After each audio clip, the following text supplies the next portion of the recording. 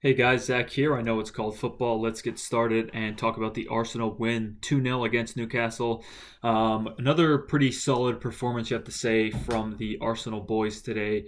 A couple standout players, of course, as always, either good or bad. And of course, I'll go over those in a little bit. But first, I just want to sort of change things and go over just what the manager said about the game, about the two goals. Just on the Saka goal, talking about he's talking about his creativity and in the final third, and he said, once it happened, obviously the spaces were different, and we scored a second one.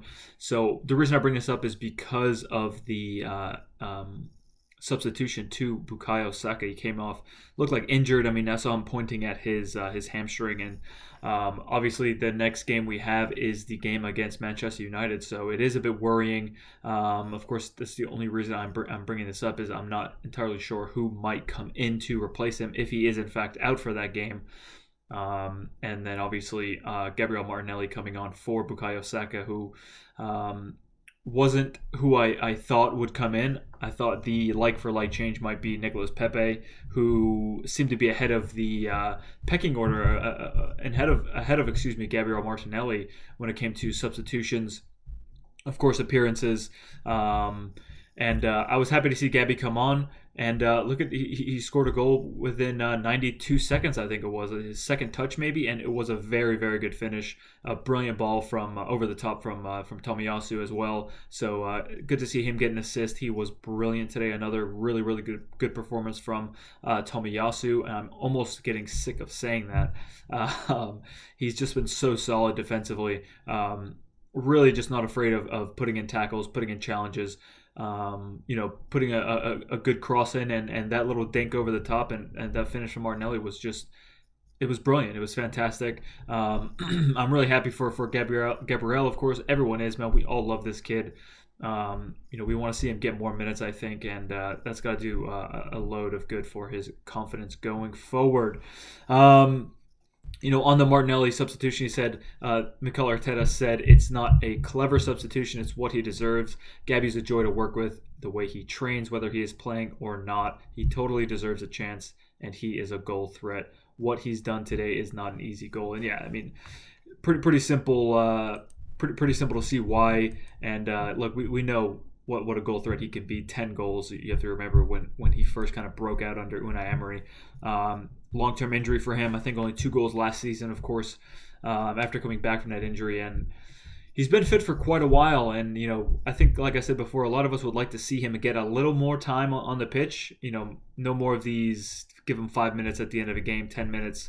But who knows? I mean, it could just all be part of the plan that the manager has. And you don't really want to, I mean, a young player like this, all the promise that he has, the quality that he has, another long-term injury like that, the same injury, the reoccurring injury he might have, it's just not worth the risk in my opinion. So, good to see him come on, score a goal, great game from him, and just it wasn't just a goal he scored. Of course, Martinelli, we know, full of energy, so really happy for him. Just one more quote here from the manager. It says, it's too slow in the first half. Our first phase with our center backs was too slow. We didn't have enough threat in behind, and we didn't occupy certain spaces, which they defended well. Once we interpreted that better, we started to attack much better. And you could see the difference, in the two halves. It was really almost two different games. The first half, the Aubameyang miss, not too much more to say about that. It was dreadful. I don't know how he missed it. Maybe he was just too high, or he thought he had a little more time. In fact, there was another horrible miss from what's his name now at Brighton, the striker, not Mbappe, whatever his name is, Guendouzi's best friend there. He had another. He had almost one as bad as Aubameyang's today, and I just don't know how he missed it. Loves a goal against Newcastle. I think is like 4 goals in 5 games for Aubameyang. So a bit of a fluke from him. You could see the how important it is for us, I think, to go in the summer and get a new striker in. So we'll see what happens. That obviously, I'm getting a little sidetracked here. I'm sort of just ranting, so forgive me for that. But Yeah, I don't know how he missed it, but Jesus Christ, did he miss it? So Tomiyasu, an assist today for him: 3 key passes, 3 tackles, 5 crosses. Again, the guy is he's so important to this side, and just looking like an absolute gem has been unearthed in this right back position. And speaking of gems, Nuno Tavares given the opportunity again after the pretty poor game for him that he had against Liverpool, and I think it's good for the manager to keep him in that side and say, look, prove everyone else that it was just a one-off and that you can learn from that game.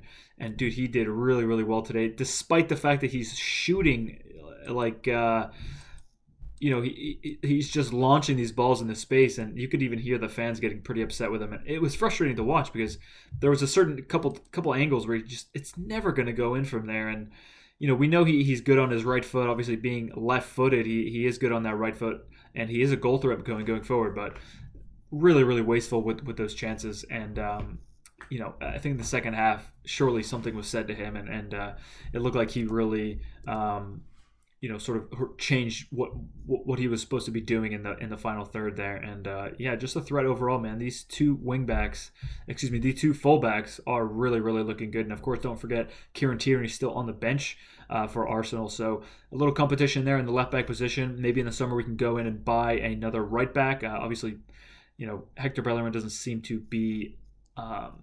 He seems to be on the way out. I'm not sure a lot of fans would want him back. I think when you see the quality of a player like Tomiyasu, you say, well, why couldn't we go out and try to find another player like this, same age? This is the type of player that Mikel Arteta is going after. So, yeah, fantastic games from them.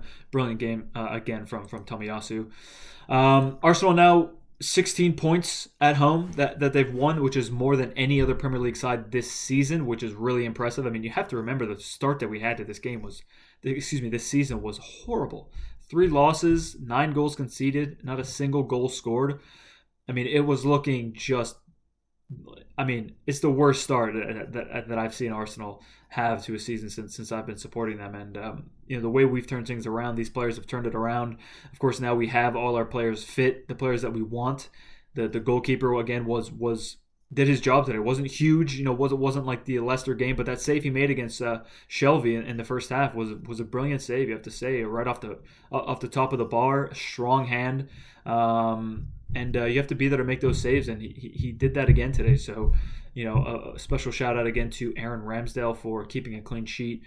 Benjamin White, Gabriel, another clean sheet for this 2 center back pairing who are looking more and more solid every game, with the exception of the Liverpool game. Of course, Albert Sambi Lokonga created 6 chances this afternoon, which was more than the entire Newcastle side combined, which was 5 chances. And I think he had a ball early on in the first half to Saka that was just perfect. I mean, you could see the quality in this guy, Sambi Lokonga, young player, really, really good alongside Thomas Partey, who have to say Thomas Partey today, again, a bit quiet, didn't do too much, and I'm not sure if I don't really know what it is.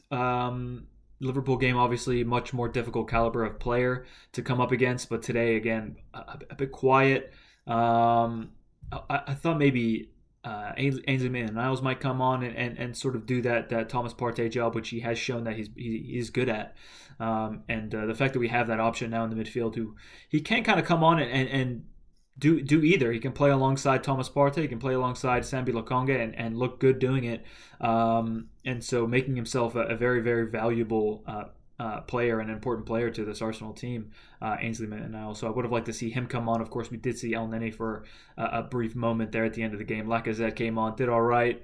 But, speaking of strikers, it is really, really looking dire that we hopefully get some business done in the summer and bring in a new striker. Now, the games coming up are Manchester United away, Everton away, Southampton at home. I believe that's the cup game.